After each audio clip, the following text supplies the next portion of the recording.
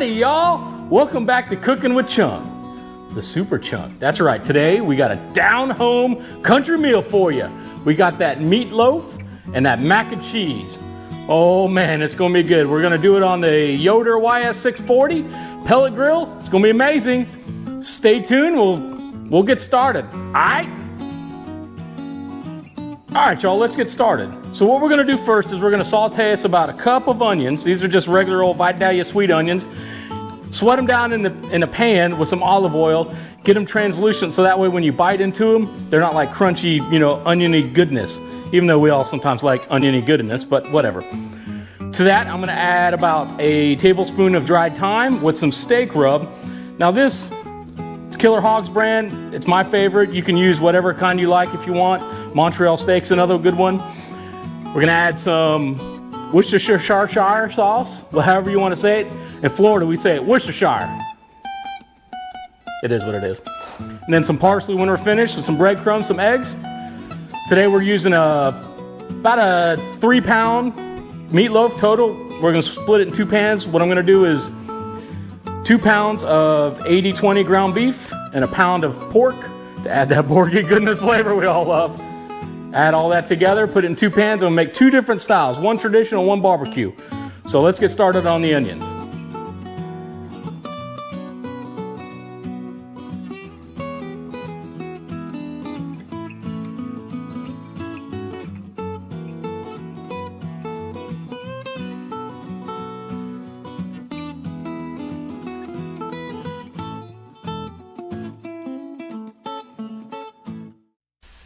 All right, so as you can see, the onions have started to become a little translucent.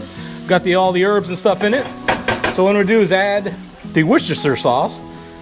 Just be careful with it, because it might steam up a little bit. Get that all incorporated. Add the parsley. And the only other thing we need to add is about a tablespoon of tomato paste. Let that cook down a little bit. Mix it all together. And then put it aside and let it cool for just a little bit before we add it to the meat. We don't want it to cook the meat while we're preparing it. So just give this a couple more minutes. I'll meet you back at the counter. All right.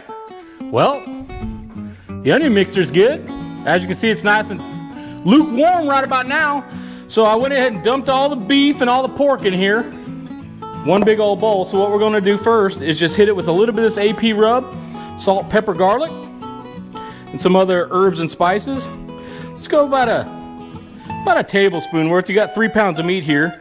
You don't want to put too much because you don't want to end up salty. But now I'm going to add the onion mixture that we made with the thyme and the Worcestershire and all that stuff. We're going to add this right here on top. Gonna add 2 beaten eggs as a binder. You need some binder. And then the last thing is some regular old breadcrumbs. Some people like crackers, some people like other things. You just use what you want. You know what you like. So I know what I like. You know what you like, so we're good. So now comes the fun part. Now we gotta dig in. But you know what? Before we do that, gotta glove up. Because nobody likes beefy, porky, ground beef, oniony hands. I can't think of anybody. Wait a minute. Old Nick Williams likes it, as a matter of fact. Yeah, he told me the other day he liked beefy, oniony, tomato saucy, deliciously hands. So, good times. All right, so just get in here. This is the fun part. Get it all mixed up. You don't want to push on it too hard. Don't want to squish it too hard, because what it'll end up is your meatloaf will end up nice and dense, and you want it light and fluffy. Nobody likes a dense meatloaf. I know I don't. So you got to get in here, get all them nooks and crannies. Oh yeah. Oh, you meatloaf. You naughty meatloaf. Oh yeah. Good times. Man. All right. Well, let me get this all mixed up. We'll be right back to you. All right. We got the meat all taken care of here. So I got them mixed to my liking. I mean, some people like to mix it more, some people don't. But as you can see, it's all basically one big thing. So what I'm gonna do is I've lined these 2 little aluminum pans here. I'm just gonna use them as a mold. They're not gonna be cooked in. I put some plastic wrap on them just so that the meatloaf comes out a little easier. So all I'm gonna do is just run my hand right down the middle, split this right in half, and put half in one and half in the other. So let's see if we can do this without making too much of a mess here. Oh yeah, look at this mother scratcher right here. Oh yeah, we're in there like swimwear. It's on like Donkey Kong, that's what they say over here. So get this little guy in here, get it nice pressed out into the pan. As you can see, these aren't gonna be very big meatloaves, but there are 2 of them. It's a total of 3 pounds, so still a lot of meat when you look at it. So there's that little guy. Then we got this little guy right here. Oh yeah. Oh yeah. Let's get it all nice and good. Ooh yeah. Oh yeah. Better remember that. All right, get it in here, get it all set up. So what I'm gonna do now is I'm gonna put these in the refrigerator for a few minutes, let them get back, get firm again. And while I'm doing that, I'm gonna go fire up the pit, show you what that's all about. Stay tuned. All right, guys, today for the meatloaf and the mac and cheese, we're cooking it on the YS640 Yoder smoker, pellet smoker. It's perfect. I picked it up at Southern Grillin' in New Smyrna Beach. Go see them down there. They got everything you need for barbecue. It's fantastic. They gave me a great deal, so go check them out. So otherwise, to get this thing started, first thing you need to do is add about a little handful of pellets from the pellet hopper here, which today I'm using a mixture of cherry, pecan, maple, and hickory. Put it right here in the starter. Or once you do that, turn it on. It'll run through its little check. Today we're cooking the meatloafs at about 250 degrees at first. Get some good smoke. And then after that, we're gonna go ahead and bump up the heat to about 350 degrees, finish them off, put a glaze on them, but perfect. For the mac and cheese, it's running about 350 degrees. We're gonna go check that out. Let's get this thing started, get it rolling, get the meatloaf on, and we'll go make the mac and cheese. Stay tuned. All right, well, we got the grill all fired up. It's stabilized about 250 degrees, so now come back to these things. Now, the trick is to get them out of the pan without jacking it all up, so we'll see. Look at that. Glorious, delicious. Yeah. All right, let's see if we can do number 2 here. Gotta cradle it. It's like it's a little baby. Oh, oh. Oh, oh yeah. All right, gotta go. Ooh, got a little squirt out the side there, but all right, as you can see, they're both about equal size. So right now, all I'm gonna do is, like I said, I'm gonna do 2 different ones. I'm gonna do one traditional, basically just gonna cook it the way it is, the way it sits, no seasoning on top. I'm gonna hit it with that ketchup, because that's what normal people eat on meatloaf. And then the other one, I'm gonna hit with this Killer Hogs hot barbecue rub, because it's the spice of life. So just a good, nice coating here. Be nice barbecue, and then later on, when it's time to glaze, I'm gonna hit it with that barbecue sauce instead of ketchup. So you gotta get the sides. Oh yeah, oh yeah. Sauce it all up. All right, so I'm gonna cook it right here on this rack. I'm gonna go throw it on the grill, top shelf, get it going. Got the macaroni started. Get back to you with that. See you in a few minutes. It's mac and cheese time. You know what that's all about. Everybody loves mac and cheese. It's the childhood favorite, everything else. I like it, if you can't tell. All right, so first things first.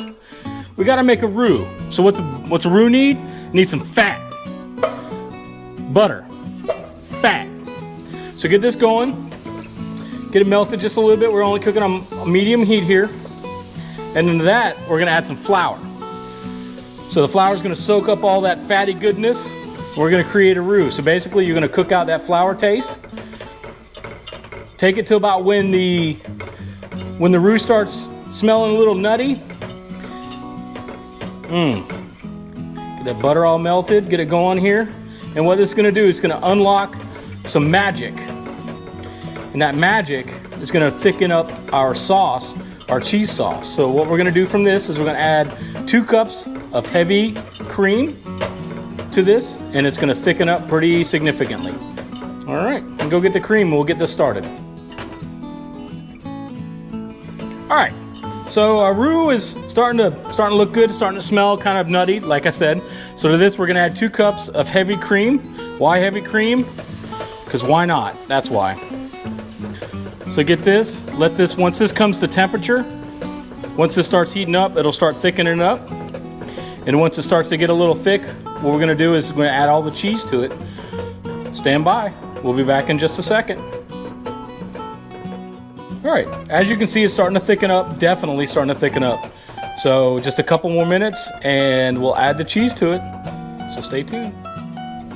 All right, so it's about as thick as I want to take it. So I'm gonna turn the heat down, and what I'm gonna do to this is I'm going to add a pound, which is 4 cups of sharp cheddar cheese.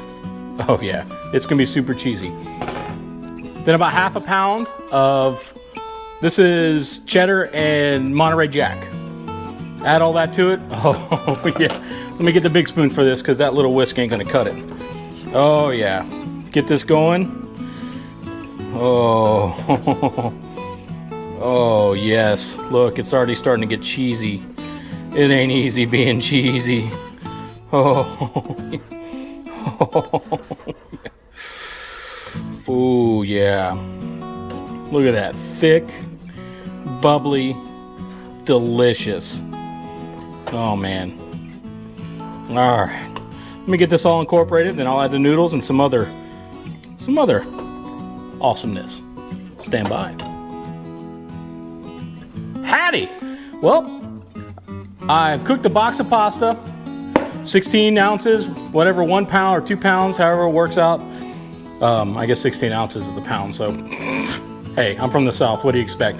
Anyways, cooked it according to directions. I actually cooked it a little less firm or a little less al dente than you normally would for like spaghetti, stuff like that. Why? Because I'm gonna put this cheese sauce in it, and I don't want it to be too overcooked, because if I do that, then it will never, or it will be overdone once it's done being cooked in the smoker. Oh yeah. Oh yeah, look at that. So I'm gonna add that. I'm also gonna add a cup of sour cream. Why? Everybody loves that tangy zip. Yep. Let's get this all incorporated. Let's move Mr. Spoon out the way. Man, this already looks good enough to eat right now. Let's get the old girl stirred up. Oh yeah, stir it up. Oh, cheesy and amazing. Oh yeah, this is gonna be so good on the smoke. Man. All right, so we kind of got it pretty much incorporated, everything together. It's looking nice and creamy. So I'm gonna hit it with just a little shot of the hot barbecue rub, because after all, it is barbecue mac and cheese. And since we didn't add any salt or any pepper or anything like that, I'm gonna hit it with about a teaspoon of our all-pepper rub, or all-purpose rub. Get that incorporated, and what I'm gonna do is I'm gonna put it in this nicely seasoned cast iron pan I have here. And I cooked about 6 or 8 slices of bacon, chopped them up in the food processor after they were cooked, mixed them in with about a cup of panko breadcrumbs, or half a cup of panko breadcrumbs. And I'm gonna put this on the top. We're gonna get it on the smoker. Stick around. Let me pour this in here, and I'll put it all together and show you what it's all about. All right, as you see, I got it all in the pan here. It all fit, believe it or not. Big old cast iron skillet. So I hit it again with just a little bit of the hot rub, just for a little bit more flavor. Now all I'm gonna do is sprinkle some panko / bacon mix right here, because you know what? This crunchiness on the top will make it sound or taste delicious. So, oh yeah. Try not to miss any spots here. It's be a nice crunch, nice contrast in flavors from the creaminess. Bacon, good stuff. All right, so now I need to go check the temp of the meatloaf, and then bump up the temp to 350 degrees so I can get this old girl in there, put it to bed. See you back in a few minutes. All right, back out here at the pit. Gonna check the temp. Yeah, you can see The one with the rub on it's getting a little glistening on the top. The other one's looking pretty good, looking a little brown on the outside. Probably thinking that these probably nowhere close to being done. I'm thinking if they're less than 100, we're in business. So let's see. Pulling about 80 so degrees, right in the wheelhouse where we want to be. This one's about 87, it's showing, so got a little bit to go. What I'm gonna do is crank up the temp. 350 degrees, get that mac and cheese in, get everything cooked, we'll get everything glazed, we'll be in business. Stick around. All right, it's been about an hour and a half since they've been on. As you can see, they're starting to look really, really good, so I'm gonna go ahead and bump up the temperature to 350 degrees. And I need to actually rotate this rack so that way I can get some more even cooking. They're both about the same in temp, but just to be sure. Oh yeah, look at that. Let's get both sides, look at that. Oh yeah. So now that that's done, let's get it straight there. There we go. I'm gonna go ahead and stick this mac and cheese on. I'll put it right here on the bottom rack. You know what? It can catch all those drippings if it wants. We'll be good to go.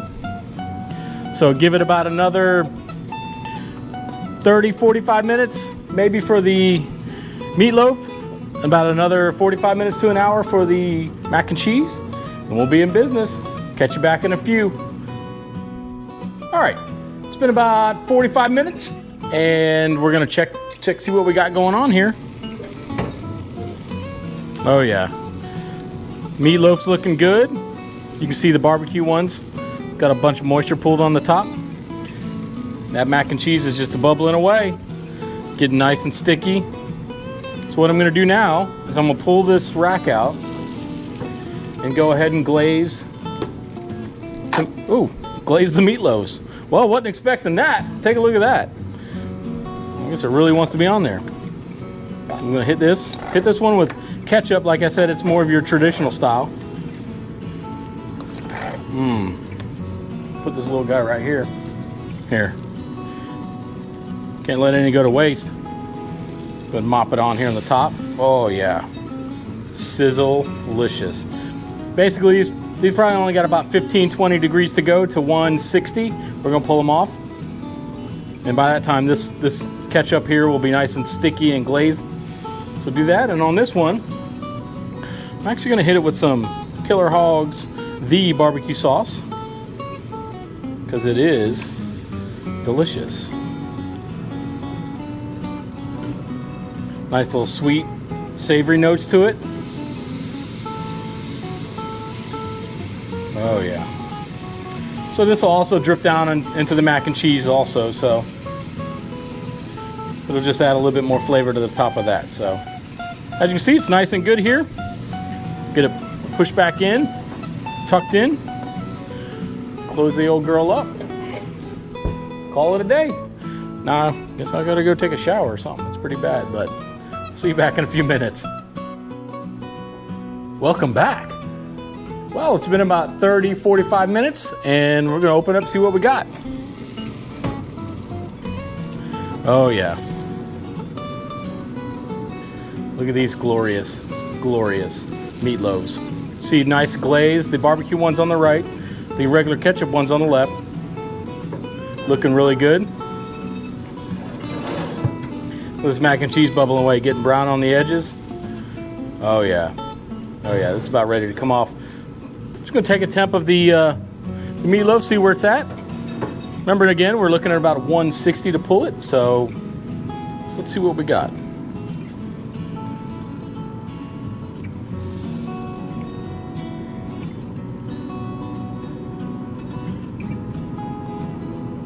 All right, so we're about 160, 162, so it's time to come off. So let me pull these off, get them inside. See you back in just a few seconds.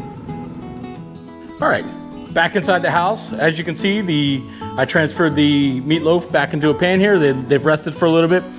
Just pulled the mac and cheese off. As you can see, it's still bubbling in that cast iron skillet. We'll cut into this thing. I'm gonna actually cut into this barbecue one because this is the one I wanna try first. So It's got that nice firm texture that we like. Cuts very easily though. Give me a man-sized portion. You know why? I don't have to tell you why. You know. Go and pull this out and see what we got going on here. Oh yeah, look at that. Ooh, smoke ring. Awesome. I don't know if you can see that, but it smells amazing. Try that. I'm gonna dip me up some of this mac and cheese. Oh boy. Oh boy. Again, got a bunch of little crusty bits on the side. Nice brown. You know, when cheese gets brown, it's really good. I'm gonna hit this right here on this side. Oh yeah. Oh yeah, it's very good. Well, the only thing I'm missing is a fork, so let me go get one of those. I'll be right back to you. All right, well, I got my fork, so let's give this sucker a try. Try this meatloaf first. Oh yeah, cuts right through.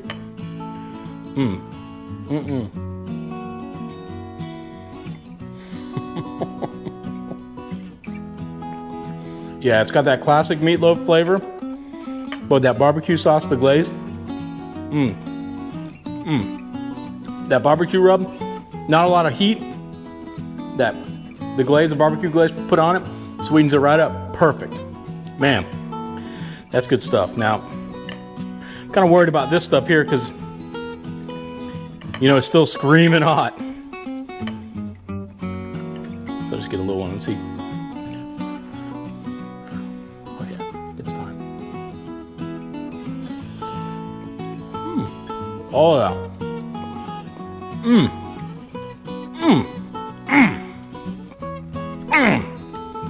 Oh, creamy, cheesy. You can taste a little bit of smoke. It's perfect. Like seriously, this is comfort food 101. I know people say mashed potatoes, but you gotta try this mac and cheese. It's really, really super good. So, if at all you like what we're doing here, please like and subscribe. Give these recipes a try for your home, you know, for the next home cooking for a Sunday meal. You can't beat it. It's really delicious. So I know I'm gonna sit here and hog out on the rest of this mac and cheese and this meatloaf. I'm probably gonna eat one by myself. So, because you know, fat equals flavor, and I'm fat. Y'all have a good day. See ya.